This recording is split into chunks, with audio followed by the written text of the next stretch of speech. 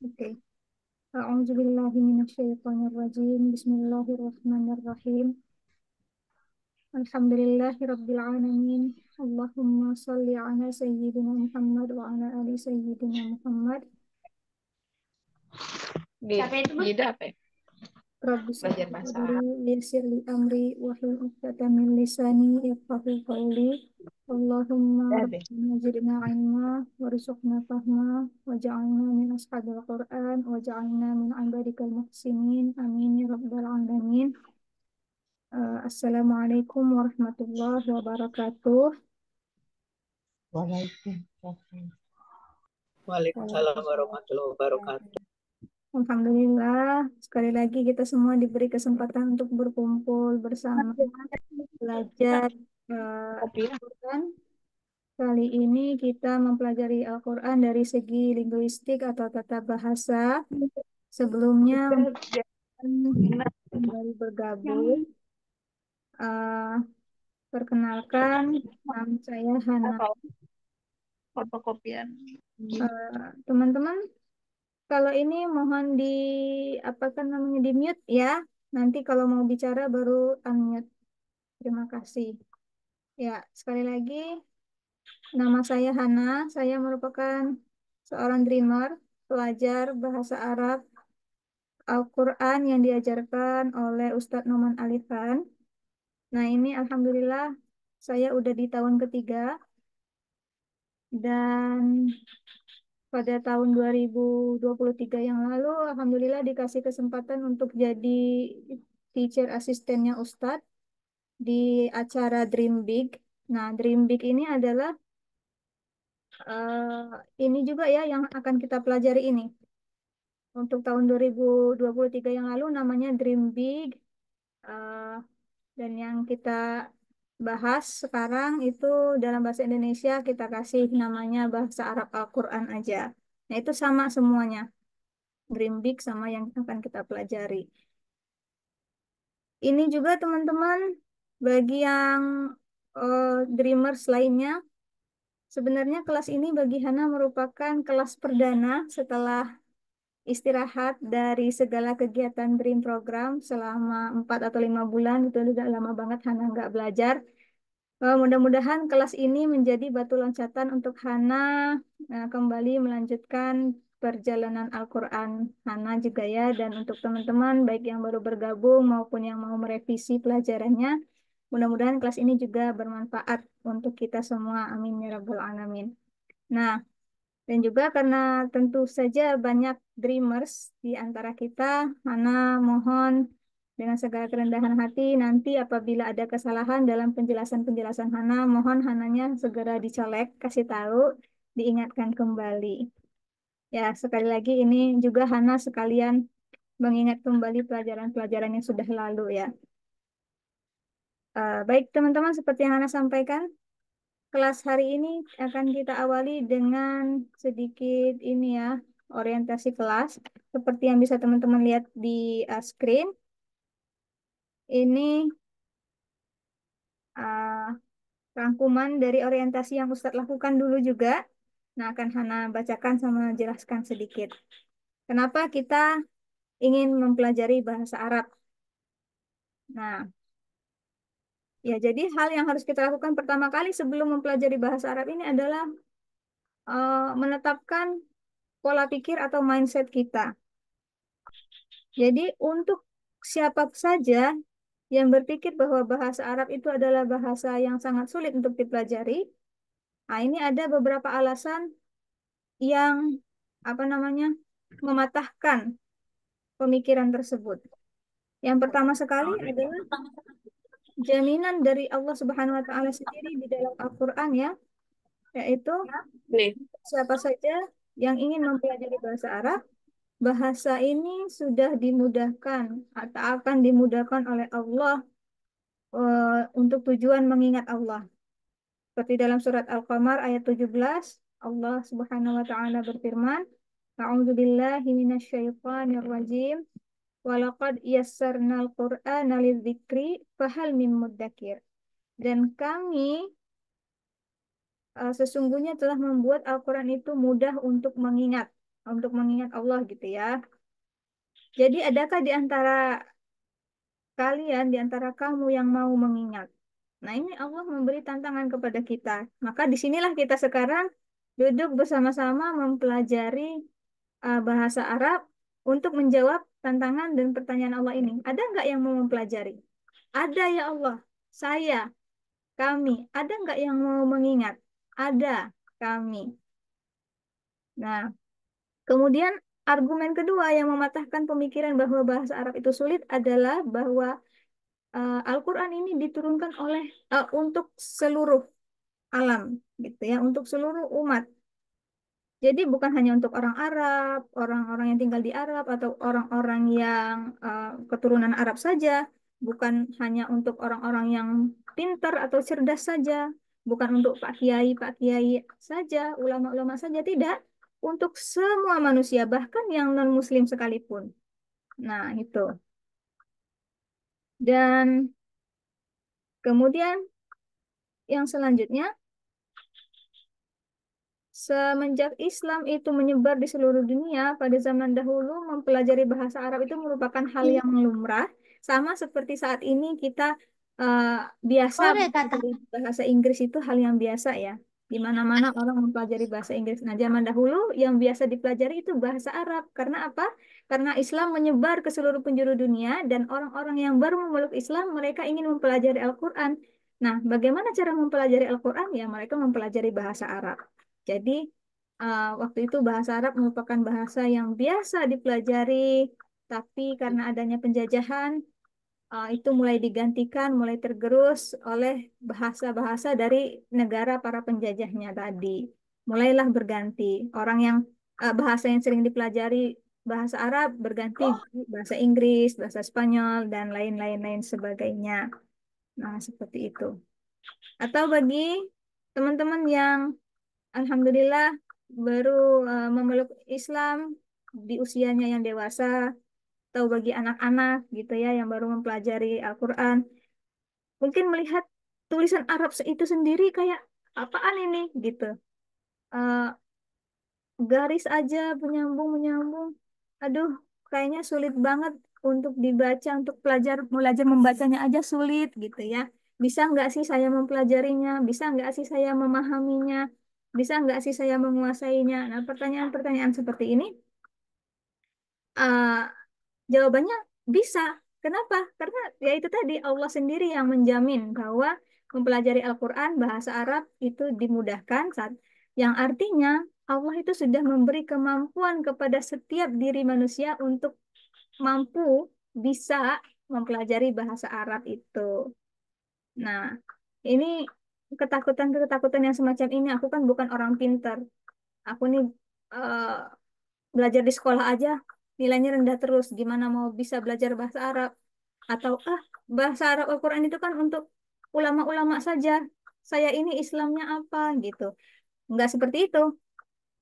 Jadi ketakutan-ketakutan semacam itu kita andaikan kayak kita mau pergi ke suatu tempat yang jauh. Nah, tujuan kita itu kalau kita lihat di tempat kita berdiri saat ini jauh banget.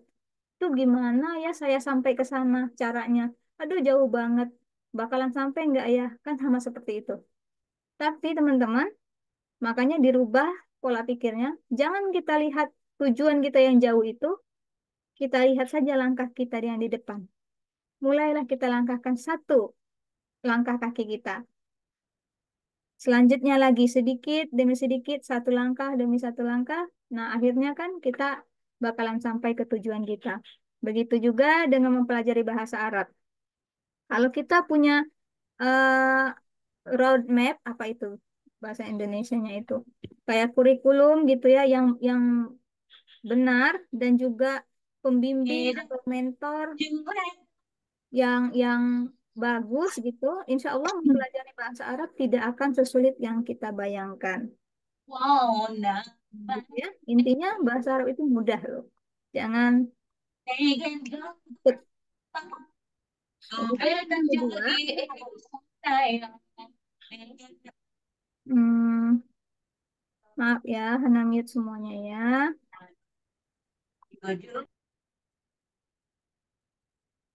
Kemudian yang kedua itu pola pikir yang seperti apa yang harus kita punya untuk bisa berhasil mempelajari bahasa Arab Al-Quran ini. Yang pertama, motivasi yang berasal dari diri sendiri. Jangan kita mempelajari bahasa Arab ini karena orang lain. Karena ide saya tuh diajak temen lu nggak enak kalau nggak dateng. Atau ah, mau coba-coba aja atau bagaimana. Jangan, kita harus punya motivasi sendiri yang jelas. Karena tugasnya guru itu untuk mengingatkan muridnya, tapi kalau murid itu sendiri tidak mempunyai motivasi yang jelas, ah, mereka tidak akan bisa berkembang. Nah, jadi motivasi kita dalam mempelajari bahasa Arab Al-Quran ini harus jelas, yaitu bahwa saya ingin mempelajari bahasa Arab ini karena saya ingin mempelajari bahasanya Allah. Karena saya ingin mempunyai akses langsung terhadap apa yang dikatakan Allah kepada saya. Gitu.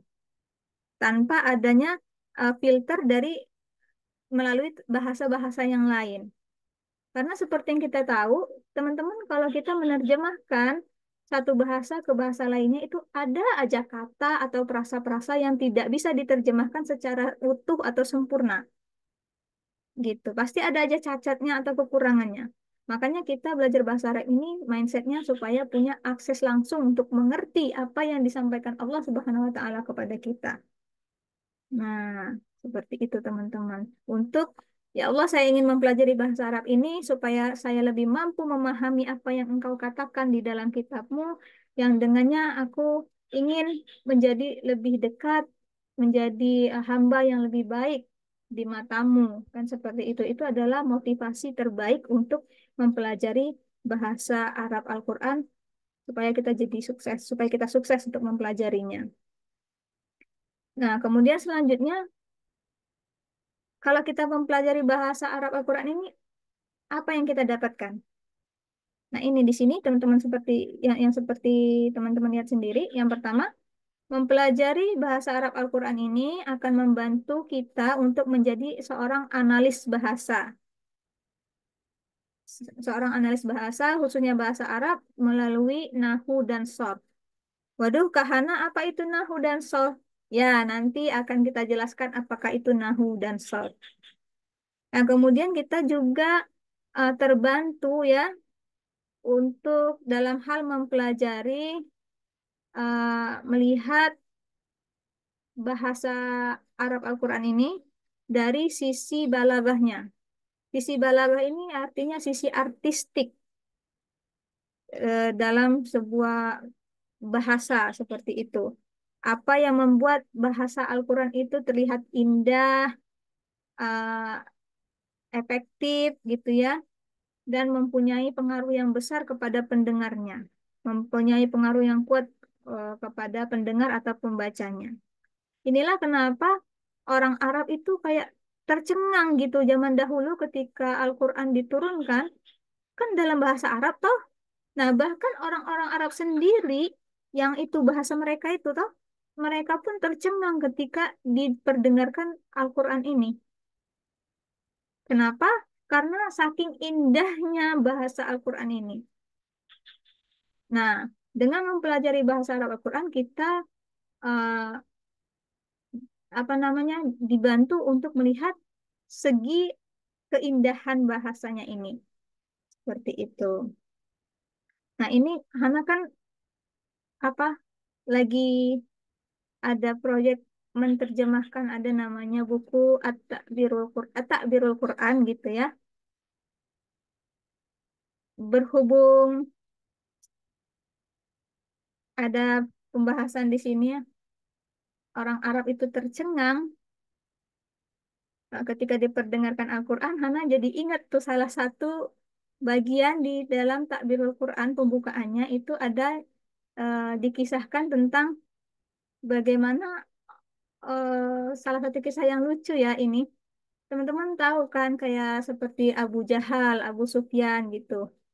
Nah, itu kan orang-orang yang sangat kuat dalam menentang agama Islam. Orang yang, wah, Abu Jahal aja satu. Itu kan Fir'aunnya Islam ya kan, dalam era Nabi Shallallahu Alaihi Wasallam. Nah, mereka itu berusaha sekuat tenaga bagaimana supaya Al-Quran itu nggak sampai kedengaran sama, ke orang-orang Arab di sekitar mereka. Pokoknya mereka buat musik segala macam, bahkan mereka kan berperang, melakukan pertumpahan darah supaya Islam itu tidak menyebar, supaya Al-Quran itu tidak menyebar.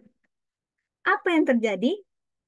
Ketika di siang hari mereka melarang orang-orang atau mereka menghalangi orang-orang untuk mendengar Al-Quran, ternyata di malam hari orang-orang ini secara diam-diam, secara sembunyi-sembunyi, dia keluar rumah, mereka keluar rumah, kemudian sembunyi di sekitar rumah Rasul Shallallahu Alaihi Wasallam.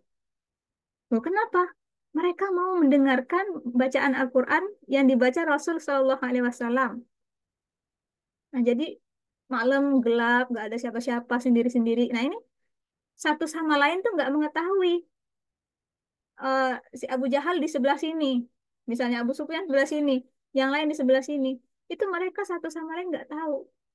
Sama-sama ngedengerin Nabi Shallallahu Alaihi Wasallam baca Quran. Ya Nabi di dalam rumahnya juga nggak tahu apa yang terjadi di luar rumah.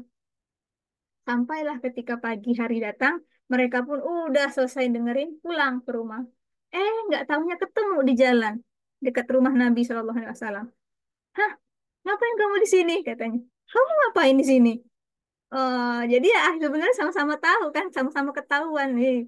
Kita tuh dengerin Al-Quran loh. Jadi akhirnya mereka bilang, jangan datang lagi besok. Nanti kalau orang-orang lain tahu kita ngedengerin Al-Quran, mereka bakalan mau ngedengerin juga. Ya udah besok jangan datang lagi. Sip, deal. Dah pulang ke rumah masing-masing. Malam kedua, ternyata diam-diam pergi lagi ke rumah Nabi Shallallahu Alaihi Wasallam, begadang lagi ngedengerin Nabi membacakan Al-Quran Shallallahu Alaihi Wasallam. Pas paginya pulang ketemu lagi di jalan. Wah, kok kamu datang lagi? Eh, eh, pokoknya jangan datang lagi dah, katanya gitu. Iya, aku janji nggak datang lagi. Malam ketiga terulang. Lah, terulang lagi. Ketika pagi hari ketemu kembali di jalan. Wah, ini nggak bener nih kita nih, katanya. Pokoknya kita jangan pulang ke rumah sampai kita bersumpah. Kalau sumpah zaman dahulu itu merupakan sesuatu yang dianggap ini sakral gitu ya. Pokoknya sampai kita bersumpah nggak bakal balik lagi, jangan pulang ke rumah. Nah, akhirnya mereka pun bersumpah tidak akan kembali lagi. Nabi nggak tahu apa-apa, tapi Allah Subhanahu Wa Taala mengabarkan kepada beliau Shallallahu Alaihi Wasallam tentang apa yang terjadi. Nah, sebegitulah pengaruh apa namanya keindahan Al-Quran gitu ya, kekuatan Al-Quran, kehebatan Al-Quran yang membuat orang-orang Arab bahkan musuh terkuat sekalipun dibuatnya tercengang. Eh, karena bacaan Al-Quran ini tadi. Nah, ini tadi ya, apa yang akan, maaf ini agak melenceng, tapi bagi Hana itu kisah yang luar biasa sekaligus lucu eh, ketika mengingat betapa menakjubkannya Al-Quran, bahkan untuk musuh terkuat sekalipun. Oke, kembali lagi ke sini, yaitu, jadi setelah kita mempelajari bahasa Arab Al-Quran ini, insya Allah kita akan dituntun untuk menjadi seorang analis bahasa, kemudian kita akan uh, melihat bahasa Arab itu dari segi artistik atau dari segi keindahannya. Dan ini teman-teman, pelajaran bahasa Arab dasar ini merupakan gerbang atau langkah awal bagi kita untuk mempelajari Al-Quran yang sebenarnya. Nah, bagaimana Al-Quran dilihat dari berbagai sisi, gitu. Nah, ini merupakan tujuan akhir kita dalam mempelajari bahasa Arab Al-Quran ini. Seperti itu. Eh, bagi teman-teman yang hanya ingin merevisi, sebenarnya udah tahu, tapi baru bagi yang baru bergabung, siapa saja yang ingin bergabung boleh. Syaratnya hanya dua, yaitu satu mempunyai buku tugas yang sudah Hana bagikan tadi di eh, di grup ya. Lebih bagus di print, kalau tidak ya PDF-nya saja udah cukup. Kemudian yang kedua, teman-teman harus bisa membaca Al-Quran. Nggak perlu membaca Al-Qurannya masih terbata-bata, Kak. Boleh. Boleh.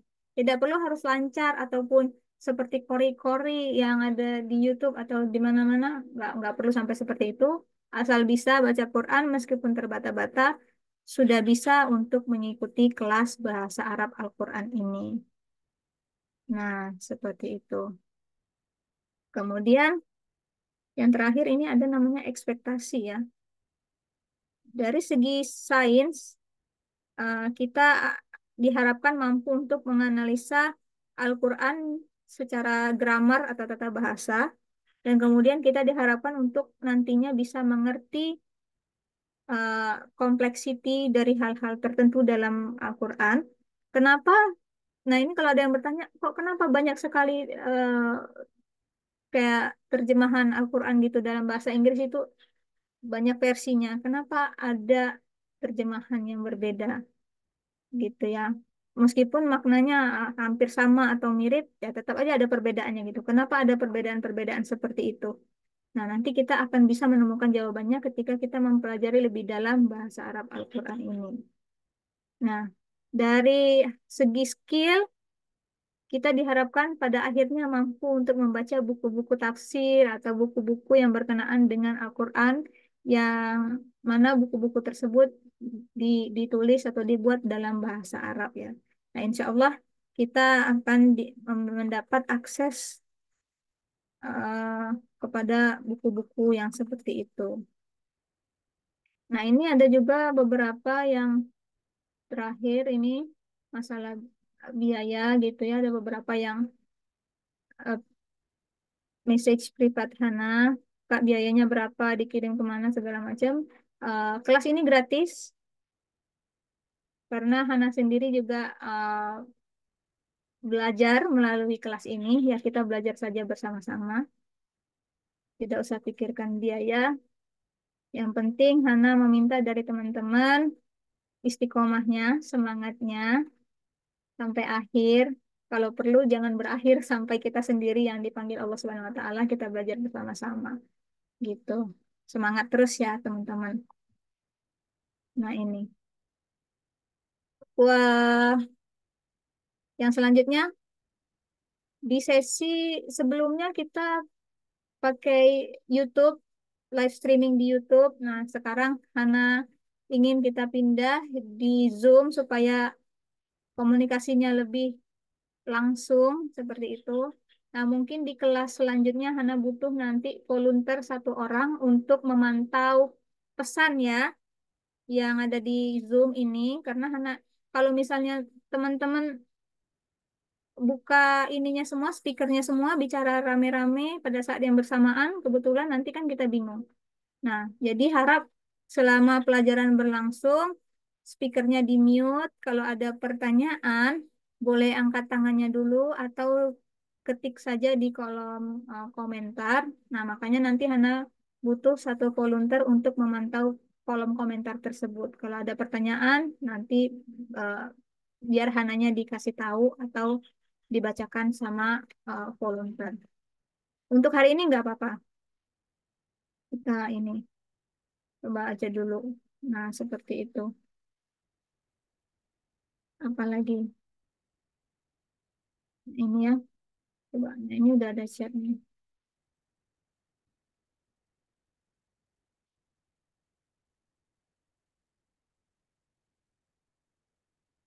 Nah, ya. Dulu gimana ini. Baik, teman-teman.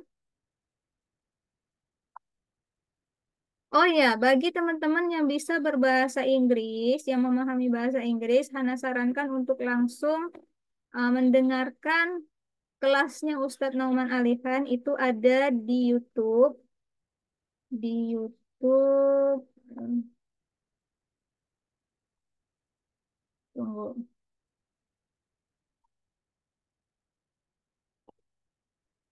Nama YouTube-nya Ustadz itu uh, Bayyinah TV ya. Bayyinah TV. Nah, di situ nanti dicari aja playlist. Playlistnya. Di situ apa? Intensif satu. satu atau dream big. Nah, sama semua isinya itu. Yang dalam bahasa Inggris dan ini kan diajarkan oleh Ustadz langsung ya. Hana kira lebih bagus jika teman-teman langsung belajar dari sumbernya. Nah, yang untuk dalam bahasa Indonesia teman-teman bisa temukan di YouTube kita Dream Indonesia.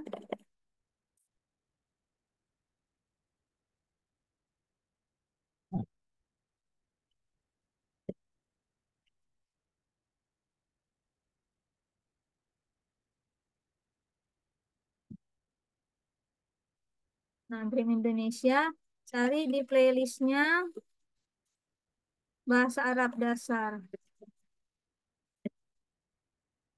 Nanti eh, rekaman pelajaran kita juga akan Hana simpan lagi di sana. Mungkin playlistnya hampir sama bahasa Arab dasar juga ya versi 2 paling seperti itu Hana buat.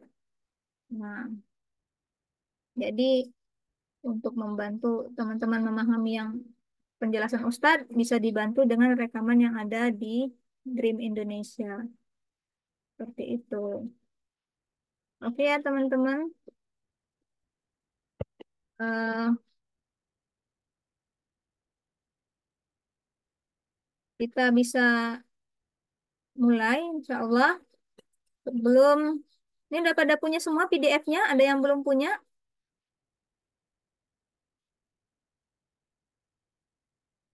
Sudah, Kak.